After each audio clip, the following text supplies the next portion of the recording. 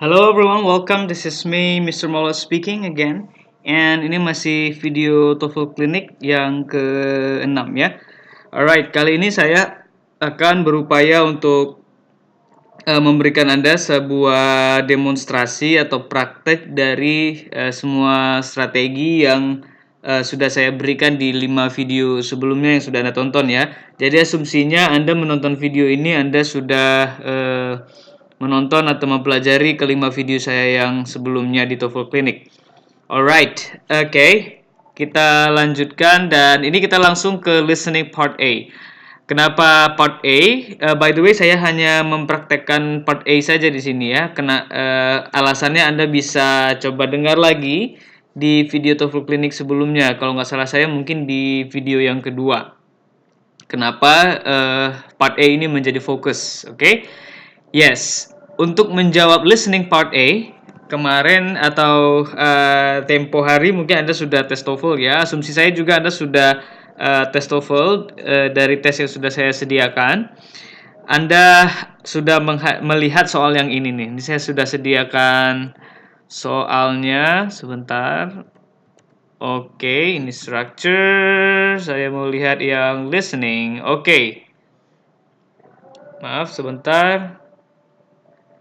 Listening. Ini sama. Oke, sebentar ya.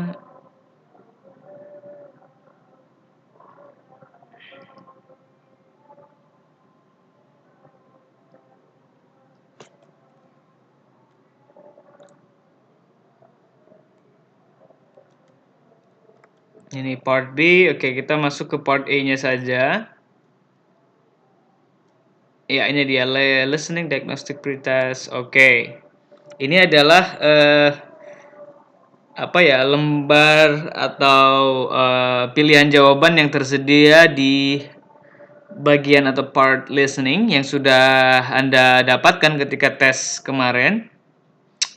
Dan ini adalah pilihan jawaban yang harusnya Anda pilih ya. Nah, saya tidak memperdengarkan lagi listeningnya ke Anda. Anda bisa nanti coba cek tes lagi. Anda boleh tes TOEFL predictionnya itu berapa kali, mau berapa kali bebas aja ya. Anda boleh tes lagi, terutama untuk recheck atau mengecek kembali tentang seperti apa yang Anda sudah jalani ketika tes TOEFL pertama. Oke, di sini yang saya mau jelaskan adalah sebentar. Ya, focus on last line atau second speaker di listening part A. Nah, part A ini dia considered the easiest part of the listening task karena they are all short dialogues ya. Jadi dialognya itu pendek-pendek. Itu kenapa kita fokus ke listening part A. Jadi selain alasannya jumlah soalnya ada 30, artinya sudah dominan di atas 50%, juga dialognya pendek-pendek ya, hanya ada 2 orang dan masing-masing itu kebagian 1 kali ngomong, oke, atau mengungkapkan sesuatu. And then kenapa kita harus fokus on last line atau second speaker? Karena pertanyaannya itu selalu yang ditanyakan si narator itu adalah terkait dengan apa yang dikatakan oleh second speaker. Nah, ini contoh prakteknya ya. Misalnya ini kan ada pilihan jawaban A, B, C, D. The coffee is much better. The coffee tastes extremely good. The coffee isn't very good. This morning he definitely wants some coffee. Alright. Nah, pilihan jawaban yang tersedia ini itu pasti related atau terkait dengan statement orang yang kedua. Oke. Dan begitu juga nomor 2, nomor 3 hingga nomor 30. Ini totalnya ada 30 soal ya. Seperti yang saya sampaikan di video TOEFL Clinic, part A itu hanya sampai 30 soal saja. Oke. Jadi seharusnya ini jadi lebih mudah atau Anda harusnya bisa mendapatkan skor lebih tinggi jika Anda bisa betul-betul bukan fokus tapi betul-betul push your limit gitu ya, betul-betul berupaya untuk mendapatkan skor yang maksimal, yang optimal di listening dengan cara menjawab soal minimum 90%. Well, itu targetnya ya, 90% dari total soal yang 30 soal ini. Alright, itu yang pertama. Jadi, focus on last line, second speaker, alasannya adalah karena hampir 100% pilihan jawaban yang ada di, ini saya tunjukkan lagi, pilihan jawaban yang ada di 30 soal pertama di listening itu terkait dengan statement atau pernyataan oleh pembicara kedua di audio yang Anda dengar ketika tes. Ya, nanti setelah Anda menonton video ini Anda boleh coba ambil tes lagi. Oke, sekedar hanya untuk membuktikan atau sekedar untuk melihat kembali mungkin, bagaimana Anda seharusnya menjalani tes yang mungkin sebelumnya tidak Anda lakukan sesuai dengan apa yang saya berikan di strategi-strategi umum ini ya. Oke, itu yang pertama, focus on last line atau second speaker. Yang kedua adalah anticipate questions by preparing following possible answers. Jadi begini, maksudnya ketika Anda sudah mengerjakan misalnya nomor 1 ya, Anda sudah dengar audionya, and then naratornya bertanya ke Anda, what does the man say atau what does the woman say about bla bla bla, misalnya gitu pertanyaannya. Kan Anda selanjutnya adalah memilih jawaban. Nah, seharusnya memilih jawaban itu kan tidak lama ya di listening karena memang Anda diberi semacam dedicated time. Jadi setiap satu soal itu tidak ada pengulangan soal. Jadi ketika diperhitungkan Anda misalnya mengerjakan soal itu sekitar 15 detik misalnya, ya sudah Anda hanya memiliki 15 detik saja waktu untuk bisa menjawab apakah A, B, C, D untuk nomor 1. Alright? Nah, saya kira jika Anda benar-benar bisa menangkap maksud dari pembicaraan kedua orang yang Anda dengarkan di audio, tentunya menjawab ABCD ini tidak lama ya, mungkin takes about 6 to 7 seconds, sekitar 6 atau 7 detik ya. Jadi saya kira Anda punya waktu setidak-tidaknya 5 detik atau 3 detik, sambil menunggu soal berikutnya. Nah, jika Anda punya waktu jeda di situ, katakan Anda sudah menjawab nomor 1 misalnya katakanlah jawabannya misalnya A, misalnya ya, saya tidak dengar audionya, misalnya jawabannya adalah A, maka Anda katakanlah memiliki waktu 5 detik sebelum soal nomor 2 atau audio conversation atau dialog yang kedua itu diputar atau diperdengarkan ke Anda. Nah, Anda kan punya waktu 5 detik tuh. Nah, Anda bisa coba lihat-lihat pilihan jawaban yang ada di nomor 2. Dengan membaca pilihan jawaban yang ada di nomor 2, Anda bisa mereka-reka atau menerka-nerka kira-kira next question itu pertanyaannya tentang apa sih? Misalnya nih, dengan kita lihat ya, jawaban A, the two classes meet in an hour and half. B, the class meets 3 hours per week. C, each half of the class is an hour long. D, 2 times a week the class meets for an hour. Di sini dengan melihat pilihan jawaban yang ada di A, B, C, D, Anda jadi paham ya, jadi mengerti konteks pembicaraan itu pasti nanti pembicaraan tentang schedule gitu ya. Ini kayaknya schedule ini karena pilihan jawaban yang ada 2 kelas, pertemuannya itu dalam sejam setengah, terus itu yang A, yang B atau B. The class meets 3 hours per week, kelasnya itu 3 jam per minggu. Ada yang C, each half of the class is an hour long. Setiap setengah kelas itu 1 jam panjang durasi kelasnya ya. Yang D, 2 times a week, 2 kali seminggu. And waktunya itu adalah 1 jam per meeting. Nah di sini kan Anda bisa mereka-reka. Ini kayaknya nanti yang akan dibicarakan mereka adalah tentang si A mungkin nanya, kita kelasnya untuk pelajaran ini seminggu berapa kali ya? Atau gimana ya pertemuannya ya? Nah dengan begitu Anda jadi bisa mengantisipasi, kira-kira apa informasi yang Anda butuhkan ketika Anda mendengar dialog mereka. Bahkan sebenarnya seperti nomor 1 ya kan, sebelum nomor 1 itu ada semacam introduction dulu ke listeningnya, dijelaskan soalnya ada berapa dan bla bla bla. Ini kan dibacakan semua, teks ini dibaca semua nih ya. Jadi in this section of the task you will have an opportunity to demonstrate your ability to understand bla bla bla sampai therefore the correct choice is D. Nah, itu semuanya dibacakan secara di audio. Nah, Anda saya kira tidak perlu lah ya, apalagi Anda sudah mengikuti TOEFL Clinic. tidak perlu untuk mendengarkan audio introduksi itu tadi, tapi langsung fokus saja ke nomor 1, 2, bahkan mungkin bisa fokus mengantisipasi soal hingga 5 soal. Jadi Anda bisa mereka-reka nomor 1 ini apa ya informasi yang harus saya dengar. Nomor 2 informasi yang harus saya dengar apa. Nomor 3 informasi yang harus saya dengar apa. Oke, setidaknya 3 atau 2 atau minimum 1 deh. Alright, paham ya? Oke. Oh ya, jika Anda tidak paham dengan apa yang saya bicarakan di video ini, Anda boleh bertanya langsung ke grup ya. Alright. Selanjutnya setelah listening kita lanjut ke structure and written expression. Oke. Nah, di sini saya memberikan ada 2 pertanyaan, dan ini yang belum saya masukkan di video 1 dan 5 jawabannya ya. What if you don't know the meaning? Secara strategi atau taktiknya itu sebenarnya sudah saya kasih di video, saya nggak tahu video berapa, tapi yang jelas sudah saya kasih tahu di antara video 1 sampai 5. Nah, sekarang ini menuju ke prakteknya saja ya. Nah, kalau nggak tahu artinya gimana? Di video sebelumnya saya sudah menyampaikan bahwa jika di structure and written expression ini masih sangat memungkinkan Anda bisa mengerjakan soal tanpa harus mengetahui artinya.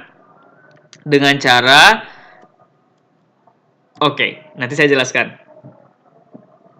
Artinya intinya ini masih mungkin Anda bisa menjawab soal di structure and written expression jika Anda tidak tahu artinya. Caranya sebentar lagi ya. Nah, yang saya sudah berikan di video sebelumnya adalah mengenai ciri-ciri subjek dan verb. Oke, itu yang paling penting. Jadi Anda jika lupa seperti apa ciri-ciri subjek dan verb, maka silahkan Anda kembali menonton video TOEFL Clinic yang sudah Anda miliki ya 1 sampai 5. Oke, terus selanjutnya saya juga ada pertanyaan di sini, answer a question in 10 seconds or less. Bagaimana kita bisa menjawab satu soal structure atau written expression itu hanya dalam waktu 10 detik bahkan kurang. Kenapa? Ini penting ya. Sekali lagi, tes TOEFL itu adalah sebuah tes di mana yang diuji bukan hanya kemampuan bahasa Inggris Anda, tapi juga Anda diberi waktu yang sangat terbatas, namanya juga tes ya, untuk betul-betul menguji selain Anda bisa bahasa Inggris, Anda bisa nggak melakukan ini on time gitu. Karena jika time lapsing-nya itu terlalu lama atau jedanya terlalu lama dari satu soal ke soal yang lain, maka kemungkinan besar Anda bisa menjawab soal itu lebih menebak daripada karena tahu. Itu makanya tes itu diberi waktu yang sangat terbatas ya. Oke. Ya, sekarang coba kita praktekkan ya soal structure. Alright, ini adalah soal structure. Nah, by the way, sebelum saya mencoba untuk mempraktekkan trik-triknya, mudah-mudahan video structure ini banyak membantu Anda ya, karena dari sekian banyak laporan ke saya, dan ini terjadi dari dulu semenjak TOEFL Clinic ini saya buat. Entah kenapa kebanyakan orang mengeluhkan bagian structure and written expression ini katanya sulit banget. Alright, padahal to me, menurut saya structure ini justru yang paling mudah. Kenapa? Karena TOEFL ini yang structure itu dia sudah exact, certain, sudah pasti ya. Dia kalau nggak A dia B, kalau nggak dia B ya dia A. Maksudnya gini, semudah seperti 1 tambah 1 sama dengan 2. Anda tidak perlu berimajinasi atau tidak memerlukan skill-skill tambahan seperti misalnya kayak di bagian listening, Anda harus punya kemampuan listening untuk menangkap kata-kata yang mereka ucapkan ketika berbicara di audio dan seterusnya. Jika reading, wow, itu apalagi ya, Anda harus betul-betul tahu vocabulary, karena kalau tidak tahu vocabulary Anda sudah menghilangkan kesempatan menjawab dengan benar sekitar 30% soal. Kenapa? Karena 30% soal itu didominasi oleh vocabulary question. Nanti kita bicara soal reading. Oke, sekarang bagaimana kita bisa menjawab kalau nggak tahu artinya? Nah, sebelum itu Anda harus tahu dulu, sebentar ya. Anda harus tahu dulu mekanisme atau apa sih sebenarnya yang jadi permasalahan utama dalam tes TOEFL structure. Jadi Anda harus ingat, remember this ya. Structure yang pertama. Structure itu terdiri dari 15 soal. Oke, ini nomor 1, ini nomor satunya hingga nomor 15 ya. Oke, hanya sampai 15 saja, sementara sisanya nomor 16 hingga nomor 40. Oke, nomor 40. Oke. Nah, ini adalah written expression ya. Nah, bedanya apa? Bedanya apa? Sebentar, saya kembalikan dulu. Oke. Bedanya apa antara structure dengan written expression? Jika structure, tugas Anda atau misi Anda dalam tes ini adalah you have to complete the sentence to make it correct. Jadi, untuk mendapat jawaban yang benar atau supaya kalimat yang nomor 1 hingga nomor 15 ini benar, Anda harus melengkapi kalimatnya. Kenapa Anda harus lengkapi? Ya karena ada bagian yang kosong atau blank di sini. Contohnya seperti ini. Nomor 1, the North Pole bla bla bla. The city of bla bla bla, blank lagi. Di sini ada blank, di sini ada blank, di sini ada blank, di sini ada blank, ada blank, ada blank. Oke? Nah, itu kenapa Anda harus melengkapi kalimat karena kalimatnya memang belum lengkap. Sementara di bagian written expression itu berbeda. Kenapa? Karena kalimatnya sudah lengkap. Oke, coba lihat nomor 16. On the floor of the Pacific Ocean is hundreds bla bla bla bla bla bla. Ini kalimatnya semua sudah lengkap. Jadi tugas Anda di nomor 16 sampai 40 berbeda dengan nomor 1 sampai dengan nomor 15. Perbedaannya apa? Di written expression yang Anda lakukan adalah error analysis. Maksudnya error analysis, well ini juga ada yang konsultasi kemarin ya. Kalau nggak salah saya ada yang bertanya begini, saya dapat skor rendah sekali di bagian structure and written expression karena di soal nomor 16 dan seterusnya hingga selesai saya nggak tahu harus mau ngapain gitu ya. Oke, di nomor 16 sampai nomor 40 yang Anda lakukan, adalah Anda mengecek jawab kata-kata atau frase yang digarisbawahi seperti ini A, B, C, dan D. Anda harus lihat kira-kira kata-kata yang ada di pilihan jawaban A, B, C, atau D itu sudah benar atau belum bentuknya. Jadi Anda menganalisis kesalahan atau error. Ya. Nah, dan yang Anda pilih adalah yang menurut Anda salah atau harus diganti. Nah misalnya nih nomor 16. Jawabannya B, A, B, C, atau D ya. Nah, yang menentukan pilihan jawaban yang benar adalah Anda lihat the floor of di sini benar nggak sih? Is di sini benar nggak sih? C di sini flat topped di sini benar nggak sih? More than saja ya. More than ini benar nggak sih? Nah itu dia. Nah jika Anda rasa misalnya more than ini tidak tepat berada di sini atau di dalam kalimat ini atau gara-gara more than ini kalimat ini secara keseluruhan menjadi salah, maka Anda bisa memilih D. Itu contoh ya. Oke, sudah paham? Nah, itu perbedaan antara structure yang nomor 1 hingga nomor 15 dan written expression nomor 16 hingga nomor 40. Nah, sekarang kita kembali lagi ke structure. You have to complete the sentence to make it correct. Nah, caranya bagaimana? Identify subject and verb. Ini sudah saya berikan di video klinik sebelumnya. Nah, kenapa harus identify subject and verb?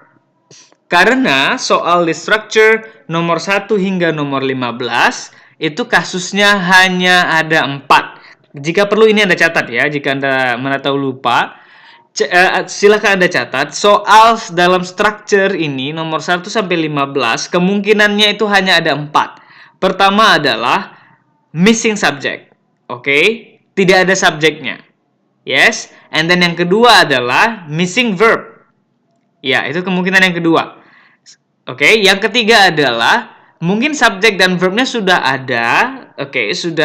Sudah lengkap subjek dan verb. Cuma masalahnya ada beberapa pilihan jawaban yang menjebak begitu ya. Apalagi jika Anda tidak tahu sebenarnya tujuan atau misi dari TOEFL structure test ini apa sih gitu ya. Nggak tahu yang harus Anda lakukan, Anda nggak tahu.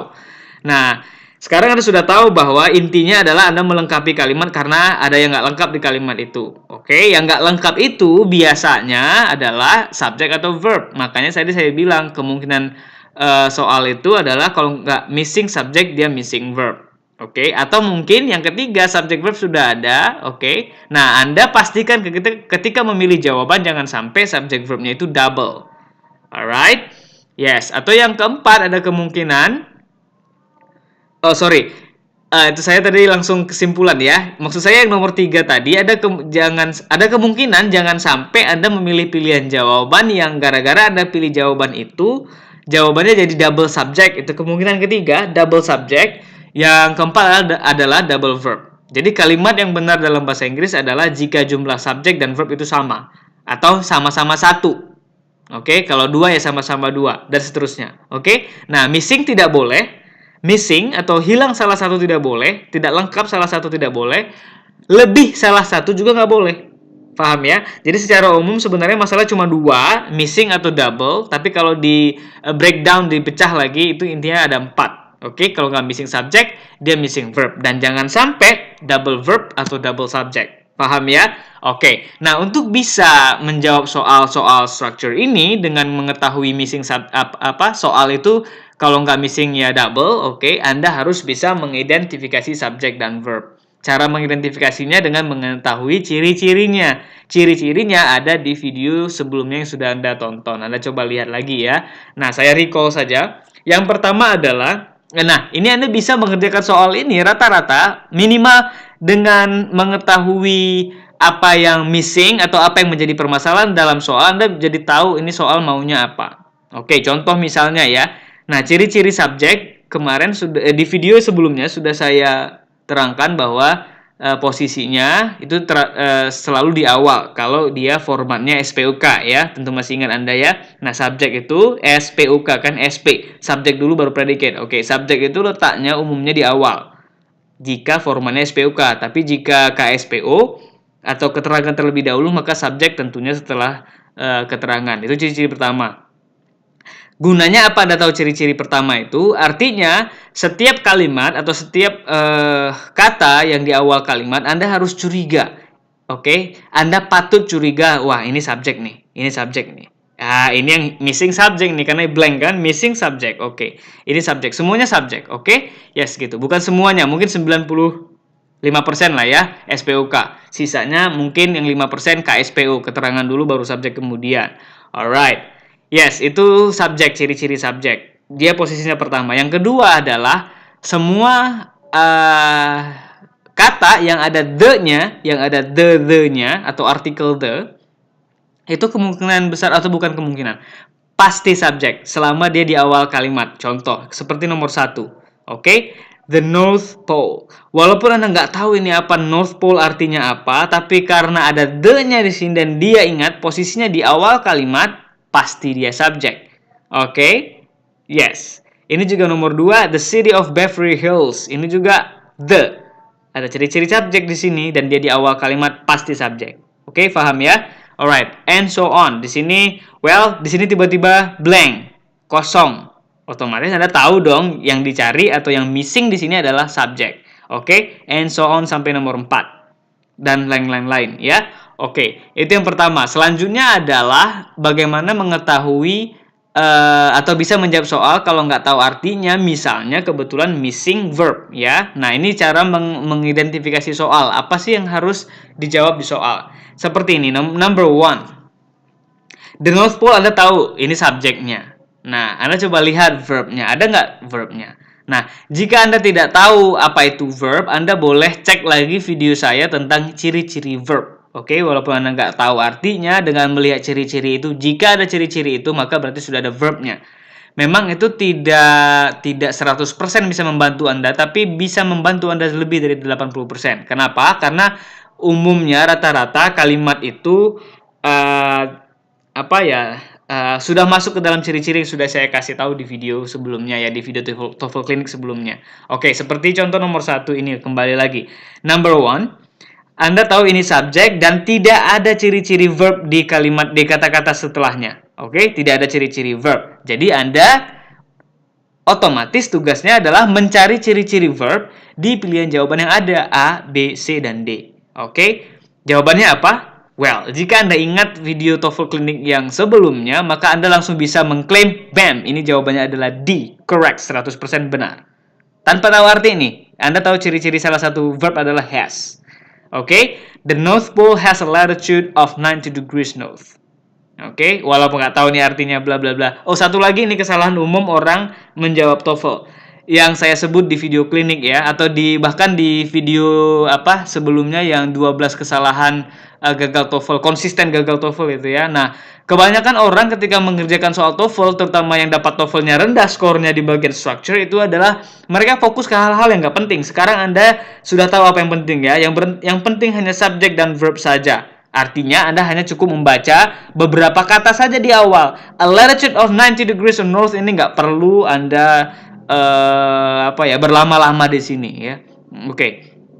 Jadi ini ada subjek, oke, yang missing adalah verb. Kenapa saya langsung tahu itu verb? Yang missing? Ya, karena tidak ada ciri-ciri verb di sini.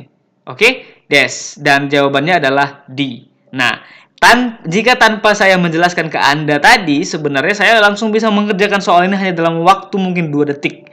Dan suppose saya tahu subjek, and then saya skimming aja. Skimming itu seperti ini. Seret. Oke, tidak ada verb. Alright, has. Jawabannya D. Nah, pertanyaannya kemudian adalah why not A, why not B, why not C? Very good question, pertanyaan yang baik sekali. Nah, sekarang kan kita nggak puas ya jika well saya tahu sih dengan melihat kunci jawaban juga bisa tuh D adalah jawabannya. Sekarang apa alasannya saya tidak menjawab A, B, C? Alright?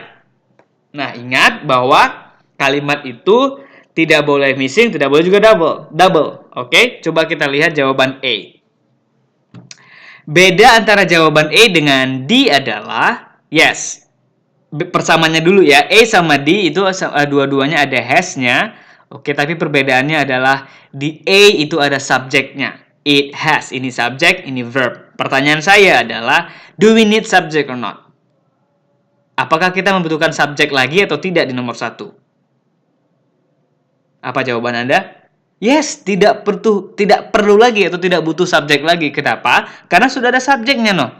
The North Pole. Oke? Nggak tahu arti, nggak masalah. Anda sudah tahu ini ada the-nya dan dia di awal kalimat must be subject. Pasti subjek, udah pasti subjek. 100%. Oke? Karena sudah ada subjeknya, jika Anda kekeh jawab A, maka jadilah double subject. And as I told you, seperti yang sudah saya kasih tahu tadi, jika double subject, kalimatnya malah jadi salah. Alright? Oke.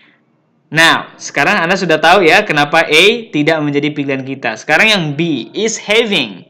Well, persamaan dengan D, dua-duanya verb. Oke, sebenarnya ini sama saja.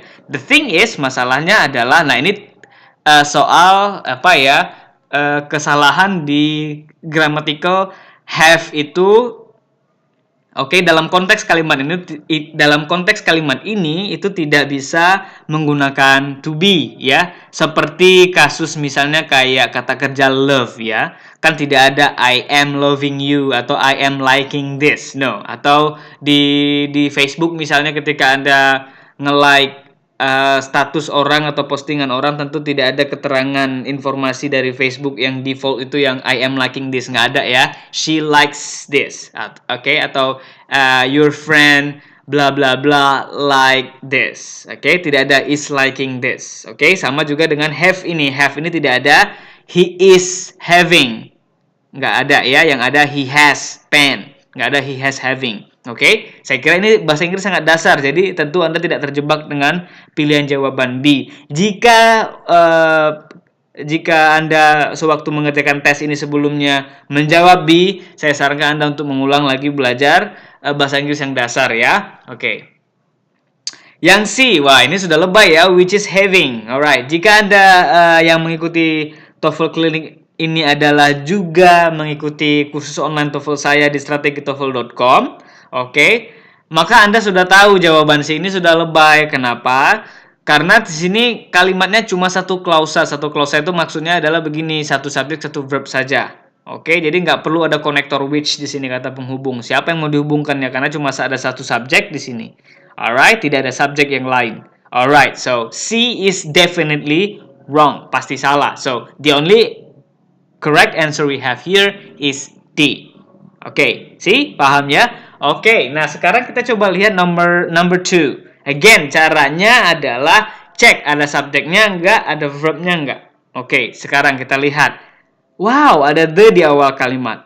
Well, ini subjeknya sudah ada. Terlepas Anda nggak tahu artinya, fine, no problem. Oke, subjek sudah ada.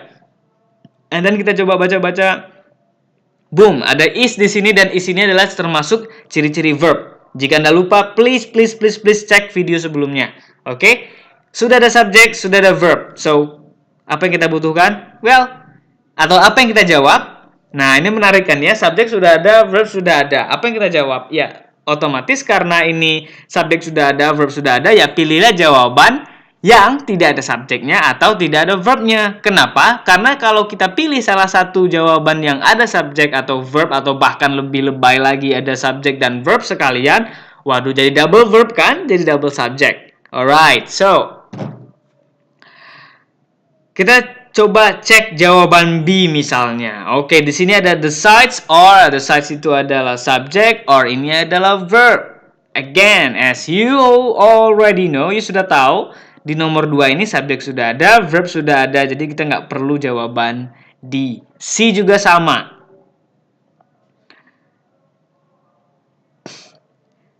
It is di sini, it adalah subjek dan verb adalah is. Oke, so no need to answer C. C juga tidak tepat kita jawab. Kenapa? Di kalimat nomor 2, di soal nomor 2, ini sudah ada subjek, sudah ada verb. Oke, jadi C adalah salah. Nah, kemungkinan jawabannya itu hanya ada 2, A atau D. Oke, nah di sini jika Anda berhenti atau kemampuan Anda hanya sebatas tahu trik saja, saya kira di sini mulai stuck nih. Oke, kenapa? Karena di sini untuk menjawab soal nomor 2 ini Anda harus tahu arti sedikit atau minimal tahu ngerti konteks ya. So the city of Beverly Hills is surrounded on, yang mana? Nah, jika Anda misalnya terbiasa dengan membaca teks bahasa Inggris, makanya saya sarankan juga ketika Anda sedang mempersiapkan TOEFL seperti ini, Anda sering membaca teks bahasa Inggris ya. Oke, di sini Anda sudah tahu ada is surrounded di sini. Is surrounded ini adalah kalimat passive voice. Oke, passive voice itu dalam bahasa Indonesia. By the way, saya ada bahas ini di video TOEFL Clinic tentang passive voice. Coba Anda cek lagi ya.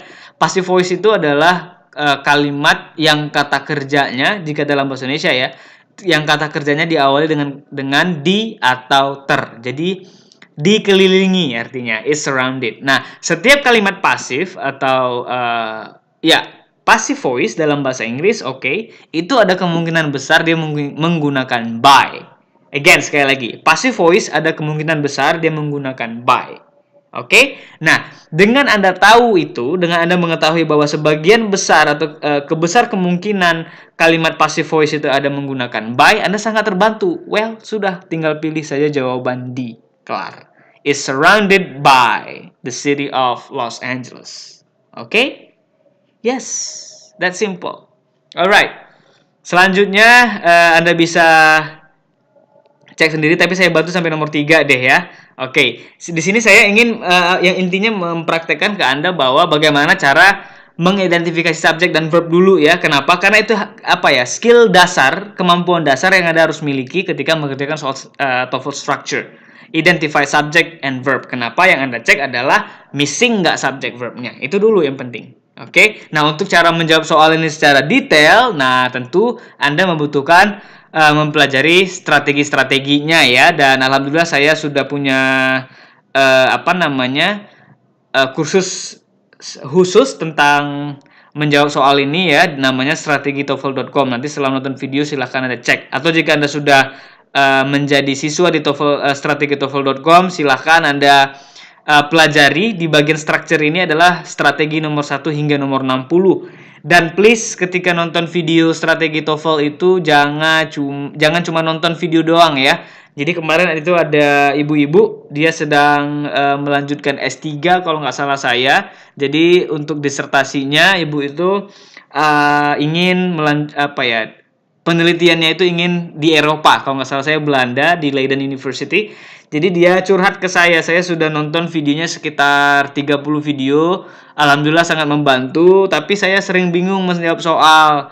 Nah, saya tanya, Ibu, terima kasih sudah menonton video, sudah terbantu juga TOEFL-nya dengan strategitoefl.com. Tapi pertanyaannya adalah apakah Ibu menonton videonya sudah 30 video atau plus menjawab exercise-nya juga sudah 30 gitu. Karena setiap strategi itu ada exercise-nya. Ada soal latihannya gitu ya. Satu exercise itu soalnya ada 10 soal latihan. Bahkan nanti ada review exercise. Ada TOEFL review exercise lagi. Jadi banyak sekali latihannya. Jadi saya tanya, apakah Ibu sudah mengerjakan exercise-nya? Nah, jawabannya adalah baru beberapa sih, hihihi. Alright, well, Well, jika Anda adalah siswa saya di strategitoefl.com, so please jangan nonton videonya aja, karena video itu hanya membantu Anda memahami materi, oke? Karena materi yang ada di e-booknya itu kan dalam bahasa Inggris ya, jadi supaya mudah saya berikan delivery-nya dalam bentuk bahasa Indonesia supaya mudah difahami. Tapi intinya adalah Anda harus latihan. Tanpa latihan Anda tidak akan pernah bisa menjawab soal. Contoh misalnya kayak nomor 3 nih. Well, jika Anda tahu trik ya, misalnya atau tahu strateginya dari TOEFL Clinic ini, Anda sudah terbantu. Di sini Anda sudah tahu yang missing subject di sini, otomatis yang kita jawab adalah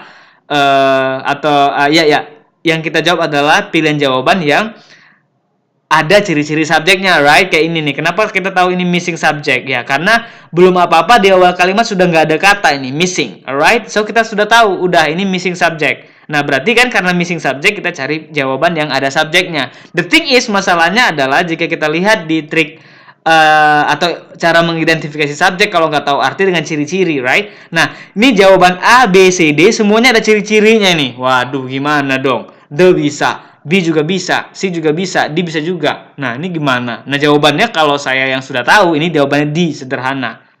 Oke? Well, not that simple, tidak sesederhana itu karena Anda nggak tahu strateginya. Untuk tahu strateginya, jika Anda sudah siswa saya di strategitoefl.com, please come back to skill 3 atau strategi 3 kalau nggak salah saya ya. Tentang ini namanya judulnya positive, kalimat positive. Jika Anda belum menjadi siswa saya di strategitoefl.com, silakan daftar di strategitoefl.com atau Anda boleh juga searching deh di Google. Oke, a positive statement atau a positive sentence itu seperti apa sih? A positive itu ciri-cirinya ada 2 koma, ya. Ini ada koma 1 dan ada koma 1 lagi. Oke, for more informasi lebih lanjut, cek strategitoefl.com di video yang ketiga kalau nggak salah saya ya. Oke, atau keempat, enggak deh. Kalau nggak kedua dia ketiga. Kalau nggak, kemungkinan besar video ketiga. Oke, yes, that's all. Di sini saya membuktikan bahwa you bisa tahu apa yang dipermasalahkan di dalam soal atau masalah dalam soal ini apa sih sebenarnya, itu dengan cara identifying subject and verb, mengidentifikasi subjek dulu baru verb. Kenapa itu penting? Karena itulah fundamental dasar Anda bisa menjawab. Kalau nggak tahu permasalahan ya Anda nggak bisa ngasih solusi kan ya, begitu dia.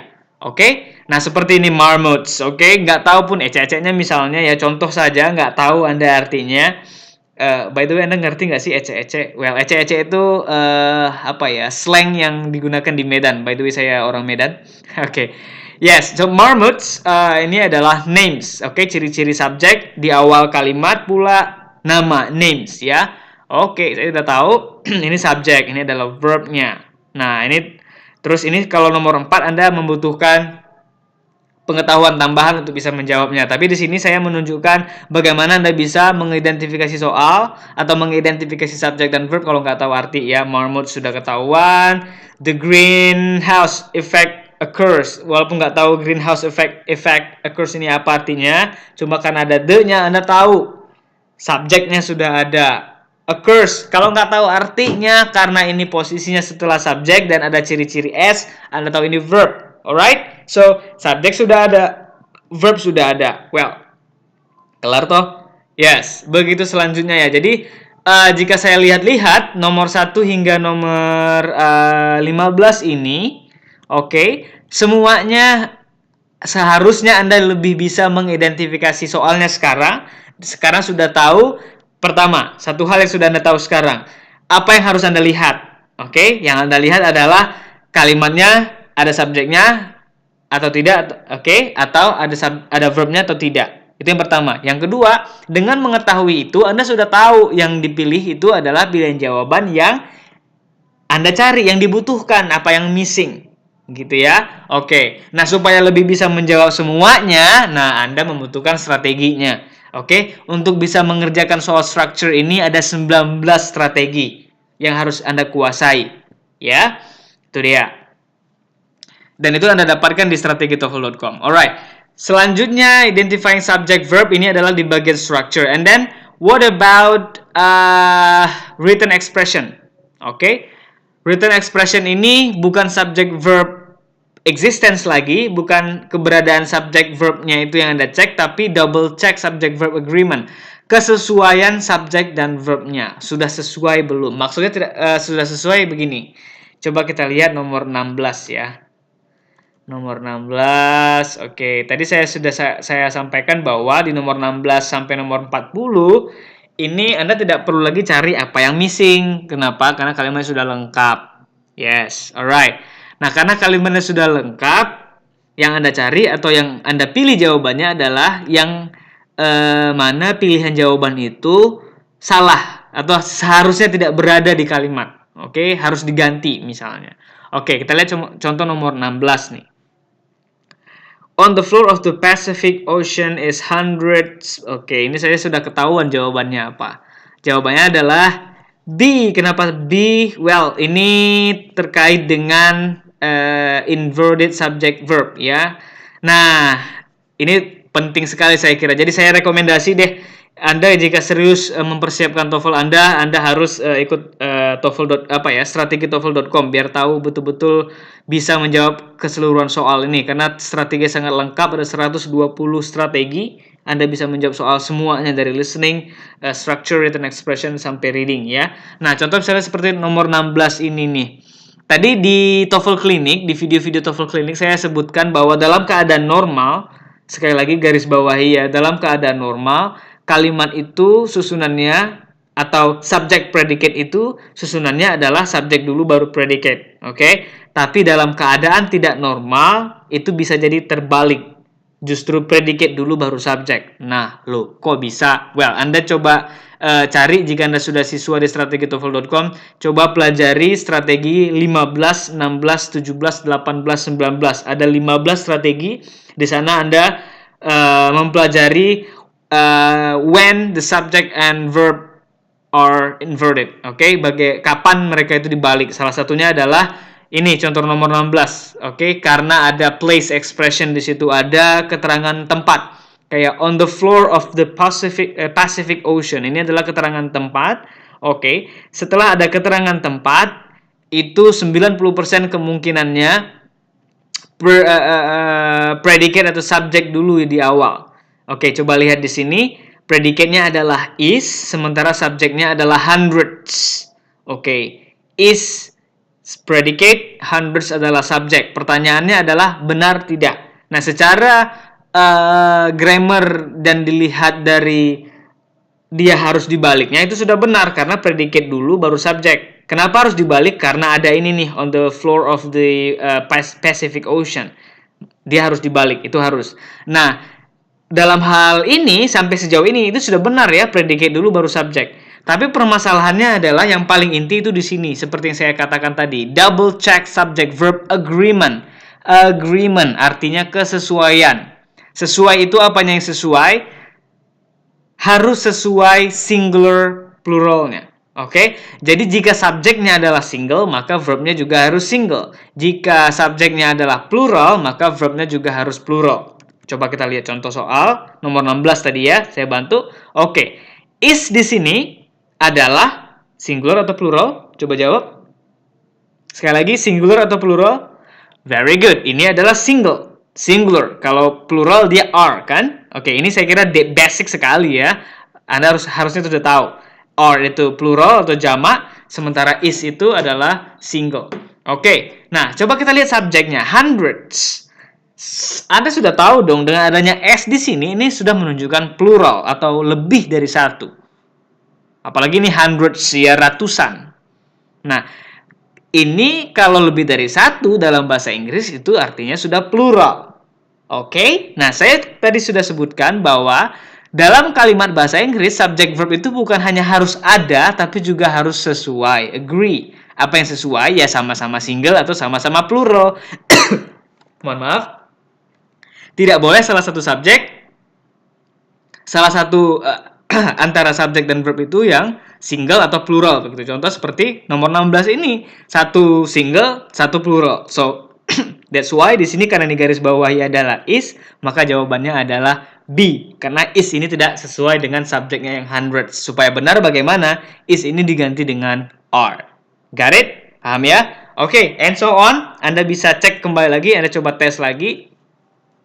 Dan untuk bisa dealing with berapa nomor ini ya? 25 soal di written expression, Anda betul-betul harus menguasai strategi lengkap mengerjakan soalnya ya. Dan jika Anda siswa di strategitoefl.com, sekali lagi saya ingatkan untuk mempelajari exercise-nya juga, mengerjakan soalnya juga. Jangan lupa juga untuk bertanya jika bingung.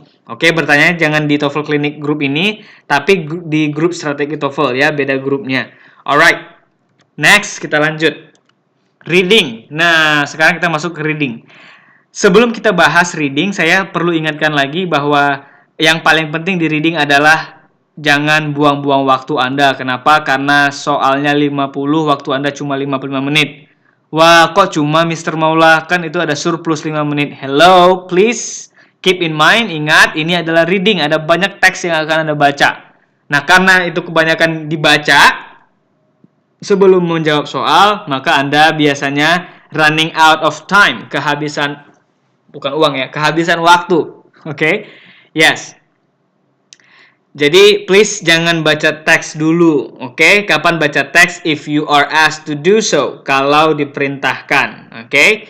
Nah, sudah cukup ya. Itu prinsip ketika Anda mengerjakan soal reading. Sekarang, bagaimana sebenarnya soal-soal reading? Soal reading itu hanya ada 4 kemungkinannya. Kalau nggak vocabulary question, ini yang pertama, maaf. Yang kedua adalah detail, yang ketiga adalah main idea, dan yang keempat adalah pronoun reference. Nah, di video TOEFL Clinic sebelumnya saya sudah sampaikan, if I were you, jika saya menjadi Anda, saya lebih dahulu mengerjakan vocabulary question. Waduh, ini salah lagi tulisannya, mohon maaf ya. Oke, bulan puasa, biasa. Oke. Vocabulary questions. Oke, kenapa? Karena vocabulary questions ini sudah saya sebutkan di video TOEFL Clinic. Soalnya lumayan cukup dominan ya. Jadi dia mengambil sekitar 30%, kemudian diikuti dengan detail, ini juga lebih kurang sekitar 30%. Jadi saya pilih mengerjakan vocabulary questions terlebih dahulu, baru yang lain. Itu yang pertama, alasan pertama. Yang kedua, saya mengerjakan vocabulary questions ini terlebih dahulu dibanding yang lain karena menurut saya, vocabulary questions ini lebih mudah, relatif lebih mudah dibanding jenis soal yang lain. Yuk kita lihat contohnya ya. Mana reading? Alright, apakah Anda mulai pusing sekarang melihat soal reading? Yes, seperti ini. Sebenarnya nggak perlu pusing ya, karena mau kalau saya nih, Anda lebih baik ikut saya caranya ya. Maksudnya begini prinsipnya gitu. Kalau saya mau paragraf mau teksnya ini terdiri dari 1 juta paragraf sekalipun saya nggak perlu takut. Kenapa? Karena saya tahu setiap soal itu saya pasti dibantu mengerjakan soalnya, kecuali soal-soal the main point, main idea questions. Oke, gitu. Coba deh, maksudnya apa sih saya dibantu? Coba lihat nomor 2 ya. The word widely in line 2 could most easily be replaced by. Nah, ini kan dikasih tahu nih, di baris kedua. Bisa diganti dengan apa? Intinya kan ini ditanya artinya apa. Kalau Anda nggak tahu arti, kan Anda nggak bisa tahu harus diganti dengan kata apa kan. Jadi ini adalah vocabulary questions. Oke? Yes. Nah, di sini dikasih tahu dibantu di baris kedua. Ya sudah, kan nggak perlu baca baris-baris yang lain nih. Saya cukup membaca baris 2. Ini baris 2 nih. Ini baris pertama. Oke, ini baris kedua. Nah, baris kedua kata-kata widely katanya ya, widely. Oke, kita lihat carbon disulfide and chlorine. This compound is widely used. Widely. Nah, ini ditanya. Now, in order to be able to answer this question, saya mungkin perlu membaca konteksnya. Oke, apakah dia greatly, extensively, largely, atau hugely? Oke, nah widely ini hati-hati ya. Jika Anda member di strategitoefl.com, ini ada skill di reading judulnya How to Deal with Vocabulary Questions. Kalau yang vocab yang ditanya itu adalah kata-kata yang sederhana kayak wide, ini kan umum, common ya. Semua orang sepertinya tahu wide itu artinya luas, lebar. Nah, jika Anda menjawabnya langsung dengan melihat pilihan jawaban, Anda akan terjebak untuk menjawab C, large, karena large juga artinya luas, lebar. Nah, padahal di sini konteksnya widely artinya bukan luas dari segi ukuran, tapi ekstensif ya, masif gitu. Dipakai umum, rata-rata orang begitu kira-kira artinya. Oke, nah bagi saya ini mudah vocabulary question. Jadi saya langsung menjawab nomor 2. Ini mana lagi? Nomor 3 ini juga vocabulary question. Nomor 6 juga iya, 7 iya juga. Tuh. Dalam satu teks saya mendapatkan ada 2, 3, 6, 7. Berarti ada 4 soal yang vocabulary question. Oke. Nah, jadi alasan saya menjawab vocabulary question adalah karena hampir setiap teks itu dia banyak soal terkait dengan vocabulary question. Itu pertama. Yang kedua, menurut saya relatif lebih mudah dibanding jenis soal yang lain. Oke. Dan kenapa nggak perlu baca teks ya? Karena tadi dibantu kok ya. Ini dikasih tahu baris kedua, baris keempat, baris ketujuh. Oke. Apalagi nomor 8, it can be inferred from the passage that one role of the US government is to. Nah, ini juga dibantu. Anda dikasih tahu nih tentang apa. Jadi one role of the US government ini adalah kata kuncinya. Oke, tugas Anda adalah Anda mencari informasi terkait dengan kata kunci ini. Anda tinggal cari aja apa sih peran pemerintah Amerika, one role of bla bla bla itu di mana. Misalnya revoke ini baris ke berapa ya? Baris ke 8. 5, 6, 7, 8. Oke. Oke, nah Anda bisa mengetahui role of the US government ini lebih kurang itu di baris ke...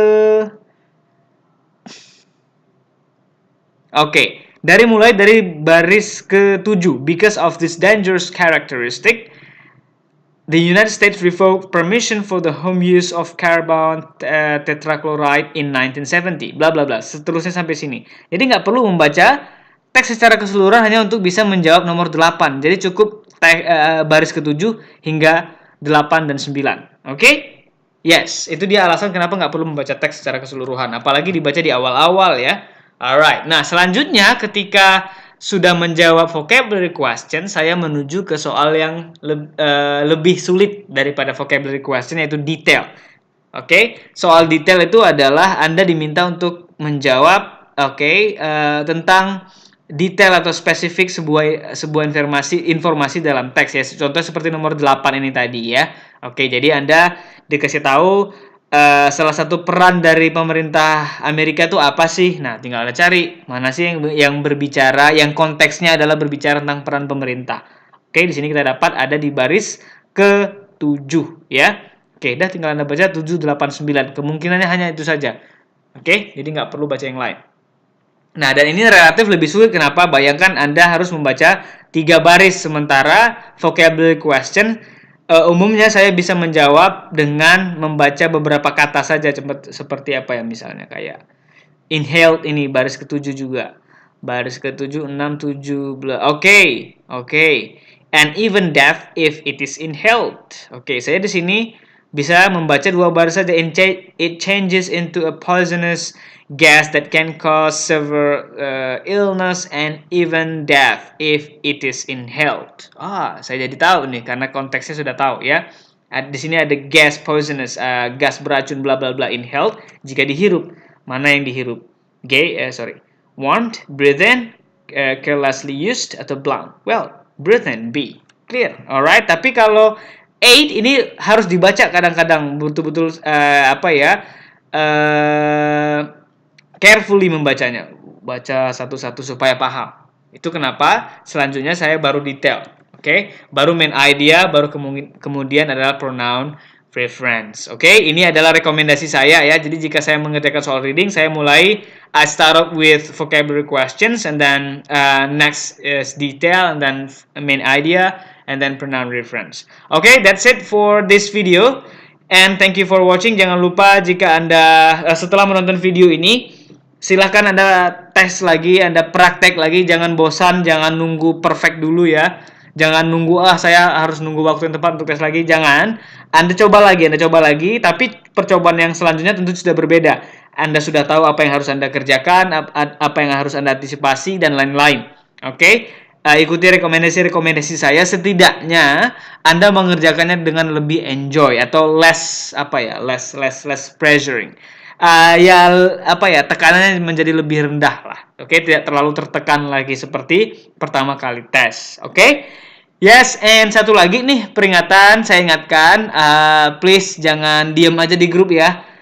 Please tanya saya supaya saya bisa tahu harus membantu Anda seperti apa. Oke, tanya saja. Dan saya mohon pertanyaannya jangan terlalu general. Jangan lagi tanya bagaimana mengerjakan soal reading. You know what to do already. Saya sudah mengucapkan berkali-kali di video-video TOEFL Clinic ya apa yang harus Anda lakukan. Jadi please jangan itu lagi, tapi lebih ke pertanyaan-pertanyaan yang lebih spesifik gitu ya. Oke. Yes, thank you for watching this video. Until next time.